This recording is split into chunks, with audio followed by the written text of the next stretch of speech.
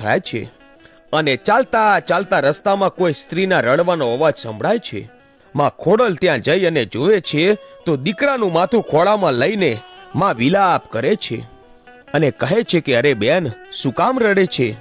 અરે માં, મારા દીકરાને સાપે ડંખ દીધો છે. અને આટલું સાંભળીને ત્યાં તો ખોડિયારમાં બોલ્યા કે ક્યાં ગયો એ સાપ? અહીંયા હાજર થા, નહીં તો માં ખોડલની આણ છે. અને ત્યાં તો ફૂફાડા મારતો સાપ ત્યાં હાજર થયો. એટલે ખોડિયારમાં બોલ્યા કે હે સાપ, આ બાળકનું ઝેર ચૂસી લે, નહીં તો તને બાળીને ભસ્મ કરી દઈશ. અને સાપે તરત જ ત્યાં ડંખ માર્યો અને ત્યાંથી ઝેર ચૂસી લીધું અને બાળક ઊભો થઈ ગયો અને માતાજીને પગે લાગીને હાલતો થયો.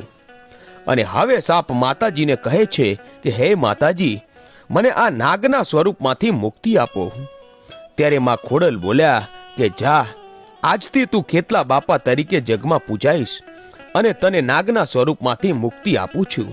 પણ વીર ખેતલા, હું પાલડા ગામની વાવે જાઉં છું.